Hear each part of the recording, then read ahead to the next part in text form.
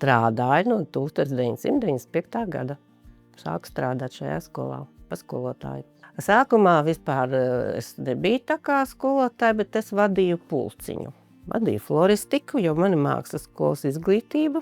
Esmu pabeigusi Rīgā Lietišķo mākslas skolu, rokdarbinieces specialitāti, mājturību. Un šeit tā kā ieprecējos, tad, kas tad bija kāds darbs, vai no skola, vai pagastmāja, vai kaut kas tāds jau tikai bija. Tā kā man bija šāda izglītība, tad 95. gadā man direktore, kas šeit bija, Elga Ganiņa, uzaicināja floristikas pulciņu vadīt. Un tā es ienācu, un tā pamazām, tad bija floristika, tad bibliotekāre, tad kamēr, jo vizuālā māksla mājturība jau bija skolotāja, un tas man tā kā vēl nespīdēja tas darbiņš. Bet ar laiku iznāca tā, kad skolotāja bija talsniece, viņa tā kā to braukāšanu, un dabūja tur talsos darbiņu un tā, tad man sāku ar vizuālo mākslu, un tad jau arī skolotājs gāja pavisam, tad arī mājturību mācīja, tagad man tehnoloģijas, skaitās. Tad bija vienkārši mājturība, meitenēm mācīja. Un tad šī vizuālā māksla, tad arī pulciņu vadīju, vizuālās mākslas pulciņu. Un un gadiem ejot, tad jau iznāca, kad jau aizgāja ārpusklases organizātori, skolotāji, kas šeit strādāja. Tātad skolā pasākumu vadīšana, un tad jau līdz ar to, lai man būtu lielāka slodze, tad arī to man piedāvāja. Un tā es arī sāku strādāt vēl papildus arī par ārpusklases organizātoru. Tad visi darbi, kas saistīti ar ārpusklases skolēniem, audzināmās klases arī man bija. Un, darbiņš bija daudz, bet es ļoti priecājos, jo bija ļoti atsaucīgi bērni, skolēni tajā laikā. Pasākumos tik vajadzēja padot ideju, visi uzreiz bija gatavi darboties. Bija arī skolēnu doma. Domāju, kas gāja, tie bērni arī aktīvi darbojās visi līdzi. Un tad tā arī tas viss notika. Tad es iedos te skolotāju kolektīvā ļoti ātri, jo skolotāju kolektīvs vispār bija ļoti atsaucīgs un draudzīgs, saliedēts. Mēs bijām tādu skolotāju kolektīvu, vajadzētu pameklēt, kāds mēs bijām.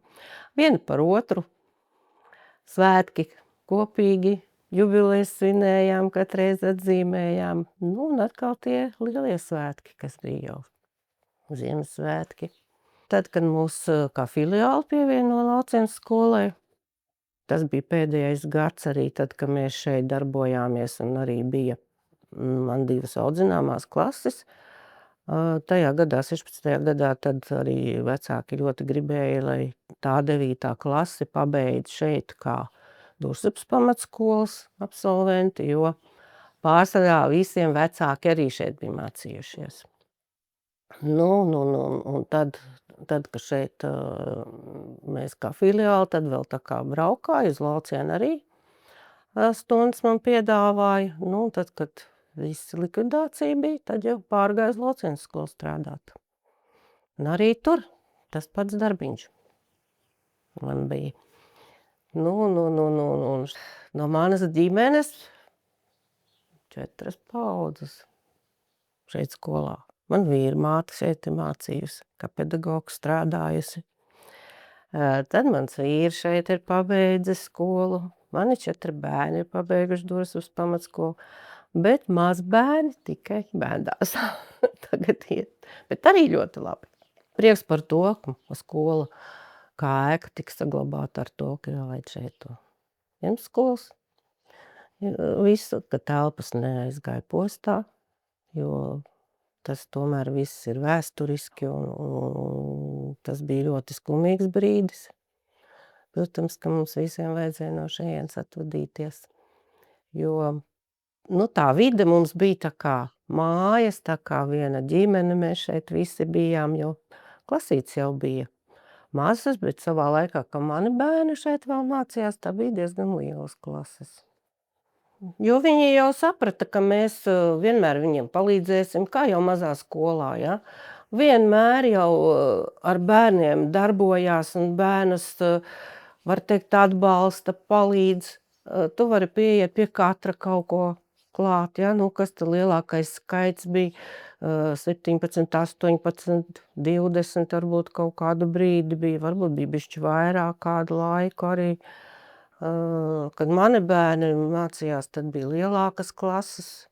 Tāpat ar visām nesekmībām cīnījāmies, un lai panāktu, lai tas bērns pabeidz to skolu. Lai nav tā, ka viņš uzskata, ka, bet bija jau arī tādi, kad, tāpat jau es pabeigšu, tāpat jau mani izvilks, un es jau tikšu ārā no tās skolas, ja. Bija jau arī tādi. Bet bija tanī laikā kaut kad arī bērni tādi centīgāki bija. Manā laikā tehnoloģijas, kad es iesāku strādāt, man iedeva to bibliotekāras darbu, tad mums pirmais dators parādījās Windows. Es braucu uz kursiem Rīgā, iemācījos strādāt, jo tad jau vajadzēja. Un visi nāca pie manīm un skatījās datorā, ko es tur daru.